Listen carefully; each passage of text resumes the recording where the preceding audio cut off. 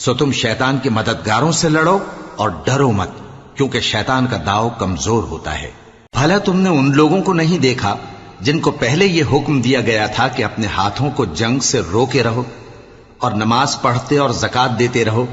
پھر جب ان پر جہاد فرض کر دیا گیا تو بعض لوگ ان میں سے لوگوں سے یوں ڈرنے لگے جیسے اللہ سے ڈرا کرتے ہیں، بلکہ اس سے بھی زیادہ، اور کہنے لگے کہ اے اللہ، تو نے ہم پر جہاد جلد کیوں فرض کر دیا؟ تھوڑی مدت اور ہمیں کیوں مہلت نہ دی؟ اے پیغمبر، ان سے کہہ دو کہ دنیا کا فائدہ بہت تھوڑا ہے اور بہت اچھی چیز تو پرہیزگار کے لیے نجات آخرت ہے، اور تم پر دھاگے برابر بھی ظلم نہیں کیا جائے گا۔ اے جہاد سے ڈرنے والو، تم کہیں رہو، موت تو تمہیں آ کر رہے گی، خواہ مضبوط قلعوں میں رہو۔ اور ان لوگوں کو اگر کوئی فائدہ پہنچتا ہے تو کہتے ہیں یہ اللہ کی طرف